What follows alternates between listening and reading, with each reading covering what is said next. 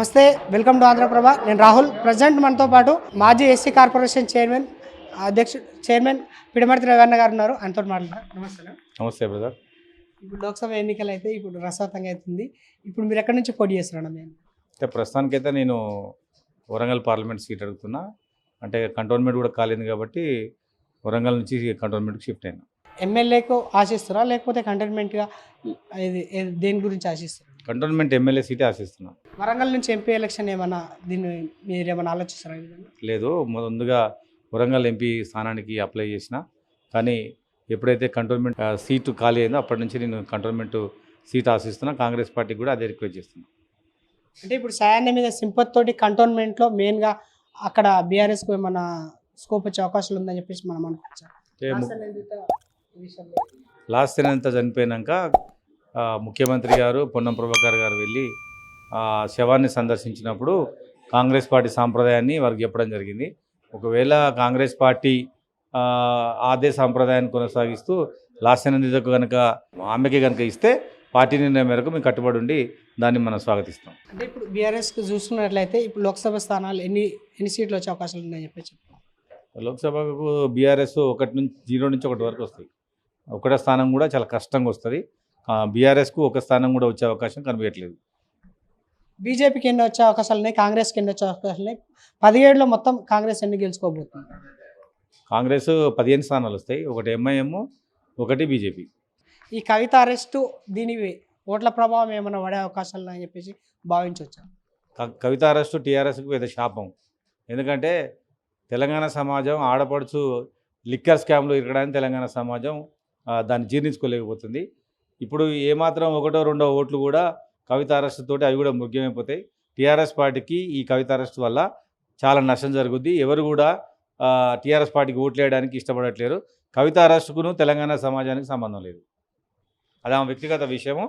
ఆమె ఒక లేడీస్ చేయనటువంటి పని. లిక్కర్ దందా లేడీస్ చేయరు. అది లిక్కర్ స్కామ్ చేసింది ఆమె. మొత్తం భారతదేశంలో ఉన్నటువంటి లిక్కర్ వ్యవస్థని మార్చాలని చూసింది. దానికోసమే ఆమె అరెస్ట్ అయింది. అంటే ఇది మోడీ చేసిన కుట్ర అని చెప్పేసి వాళ్ళు బీఆర్ఎస్ వాళ్ళు అంటున్నారు. ఇక్కడ చూసుకున్నట్టయితే ఢిల్లీ సీఎంను కూడా అరెస్ట్ చేయడం జరిగింది. ఇది మోడీ కుట్ర అని చెప్పేసి అనుకోవచ్చా? లోక్సభ ఎన్నికల్లో ఈ కాంగ్రెస్ తెలంగాణ పైన ఏమైనా ప్రభావం పడే అవకాశాలు ఉన్నాయని చెప్పేసి అనుకోవచ్చా? మోడీకి కవిత మీద కుట్ర చేయాల్సిన అవసరం ఏమొచ్చింది? వాళ్ళ పార్టీ ఇక్కడ ఏమైనా అధికారం ఉందా? ఏం లేదు కదా. ఆమె నిజంగా ఇరికింది అందులో. నిజానికి ఆమె అందులో ఉన్నది.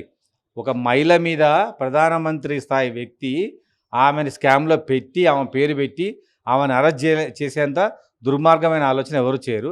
కవిత స్వయంగా ఆ స్కామ్లో ఉంది కాబట్టి అరెస్ట్ అయింది. అంటే ఇది లోక్సభ ఎన్నికల తరుణంలోనే ఈ విధంగా జరిగింది కదా, దాని గురించి అని చెప్పేసి చాలా వరకు అనుకుంటున్నారు. ఈ విధంగానే జరిగిందని చెప్పేసి కేజ్రీవాల్ను కూడా అరెస్ట్ చేయడం జరిగింది కదా. అంటే కవితకు దాదాపుగా 9 సార్లు ఈడీ వాళ్ళు ఆమెకు విచారణకు రమ్మని అడిగిండ్రు. చాలాసార్లు ఆమె విచారణకు రాలేదు. ఢిల్లీకి రమ్మని అడిగిండ్రు. నేను బిజీ ఉన్నా అని చెప్పింది. చివరిగా టైం వచ్చింది. ఇప్పుడు అరెస్ట్ చేసుకోపోయినరు. కేజ్రీవాల్ కూడా దీంట్లో ఉన్నాడు. కేజ్రీవాల్ని కూడా ఉండేటట్టు చేసిందే కవిత.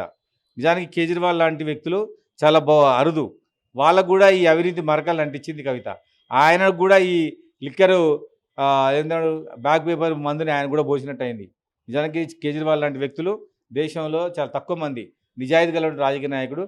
ఆయన్ని కూడా రొంపిలోకి దించి అతని మీద కూడా కేసేటట్టుగా కవితనే వాళ్ళ పార్టీని ఈ లిక్కర్ స్కామ్లో తీసుకొచ్చి వాళ్ళకు డబ్బులు ఇచ్చి పంజాబ్, గోవా ఎలక్షన్లో ఖర్చు పెట్టించింది. దాన్నే ఎంక్వైరీ చేసేటప్పుడు ఈ కేసు మొత్తం బయటపడ్డది. మీరు ఇంతకుముందుకు బీఆర్ఎస్లో ఉన్నారు కదా, అందులో కేసీఆర్ది, హరీష్ రావుది వర్గపోర్ అని చెప్పేసి కొంతవరకు మాటలు వినిపిస్తున్నాయి. వర్గపోర్ నిజమేనా? అసలు ఎందుకు ఒకవేళ వర్గపోరే ఉంటే హరీష్ రావు బీఆర్ఎస్ నుంచి బయటకు వచ్చే ఆలోచనలు ఉన్నాయని చెప్పేసి చెప్పుకోవచ్చు. వాళ్ళకి వర్గపోరైంది, వాళ్ళంతా ఒకటే కుటుంబం. హరీష్ రావు ఎప్పుడు కూడా టీఆర్ఎస్ బయటికి రాడు. కేసీఆర్ తర్వాత హరీష్ రావు బయటకు వచ్చే అవకాశం ఉంది. కేసీఆర్, హరీష్ రావు ఉన్నంతకాలం బీఆర్ఎస్లోనే ఉంటాడు. వాళ్ళు వేరు కాదు. మెయిన్గా మీరు చెప్పిన విధంగా ఇప్పటిదాకా కంటోన్మెంట్ స్థానం అయితే మీరు ఆశిస్తున్నట్టు తెలుస్తుంది. లాస్ట్ టైం మనం చూసుకున్నట్లయితే ఇంతకుముందుకు జరిగిన ఎలక్షన్లో గద్దరన్న వాళ్ళ కూతురు కూడా ఇవ్వడం జరిగింది. అదే ఉద్దేశంలో ఇప్పుడు నెక్స్ట్ 3rd ప్లేస్లో అయితే అక్క మనకైతే వచ్చింది. ఇప్పుడు మీకు వచ్చే అవకాశాలు ఎంతవరకు భావిస్తున్నారు? అంటే అక్కడ సోషల్ ఈక్వేషన్ మనం అర్థం చేసుకుంటే ఆడ 3 ప్రధానమైన కులాలు ఉన్నాయి. మాల, అరవమాల, మాదిగ. ఆల్రెడీ 2 పార్టీల నుంచి అరవమాల, మాల ఉంది కాబట్టి మాదిగ నుంచి కాంగ్రెస్ పార్టీ నన్ను పెడితే ఓటు పోలరైజేషన్ అయిద్దని మాదిగలని కాంగ్రెస్ పార్టీ అనుకూలని 6 గ్యారంటీ ఇవన్నీ పెట్టి కాంగ్రెస్ పార్టీ ఆ సీట్ గెలిచే అవకాశం ఉన్నది. అందుకోసం మాదిగని పెట్టమని మేము కోరుతా ఉన్నాం. ఆల్రెడీ 2 లోక్సభ సీట్లు మాలకి ఇచ్చారు కాబట్టి ఈ 2 కూడా మాదిగలకు ఇస్తే బ్యాలెన్స్ అయిద్దని కాంగ్రెస్ పార్టీకి మా విజ్ఞప్తి. అంటే ఇప్పుడు లోక్సభ ఎన్నికల గురించి అని చెప్పేసి మందకృష్ణ మాదిగ ఒక స్టేట్మెంట్ అయితే నేను ఇవ్వడం జరిగింది. ఇప్పుడు వాళ్ళకు మాదిగ వాళ్ళకు సీట్ ఇవ్వలే కాబట్టి 2 స్థానాలు మాలకే ఇచ్చింది కాబట్టి ఎక్కడైనా బీజేపీకే ఓటేయని మాదిగ వాళ్ళు అసలు మాల వాళ్ళకి అసలు అక్కడ ఉన్న స్థానాలు ఎవరికి ఓటేయద్దని చెప్పేసి చెప్పడం జరిగింది. దీని గురించి అని ఏమన్నా అంటే బీజేపీకి సహజంగా దళితులంతా దూరంగా ఉంటారు. కృష్ణమాదిగ చెప్పిన ఎవరు చెప్పినా దళితులు ఎవరు బీజేపీ పార్టీకి ఓటేయరు. అయితే 2 సీట్లు వాళ్ళకి ఇచ్చారు కాబట్టి మాదిగళ్ళు అంటే ఏమని అనడం సరైనది కాదు. రేపు కాంగ్రెస్ పార్టీ 2 సీట్లు ఇస్తే మళ్ళీ మాదిగలందరినీ ఇటు ఏమని చెప్పాల్సి వస్తుంది కదా. ఇంకా కాంగ్రెస్ పార్టీ ప్రకటించాల్సిన సీట్లు ఉన్నాయి కాబట్టి అవి ప్రకటించినాక మందకృష్ణ మాదిగ ప్రెస్ మీట్ పెడితే బాగుండేది. ఇప్పుడు ఉన్నటువంటి 4 సీట్లలో 2 ప్రకటించిండు. ఇంకా 2 ప్రకటించినాక కృష్ణమాదిగ అప్పుడు ప్రెస్ మీట్ పెడితే సమంజసంగా ఉండేది. అయినప్పటికీ కూడా దళితులు బీజేపీకి వ్యతిరేకంగా ఉంటారు. మాదిగలు కూడా బీజేపీకి వ్యతిరేకంగా ఉంటారు కాబట్టి మాదిగలు ఎవరు కూడా బీజేపీకి ఓటేయరు. ఎందుకంటే అది రిజర్వేషన్లకు వ్యతిరేకమైన పార్టీ, రాజ్యాంగాన్ని సవరించే పార్టీ, మాదిగలకు వ్యతిరేకమైన పార్టీ కాబట్టి మాదిగలు ఎవరు కూడా ఎవరు చెప్పినా మాత్రం మాదిగలు బీజేపీకి ఓటేయరు. మాలకు టికెట్ ఇచ్చినా కానీ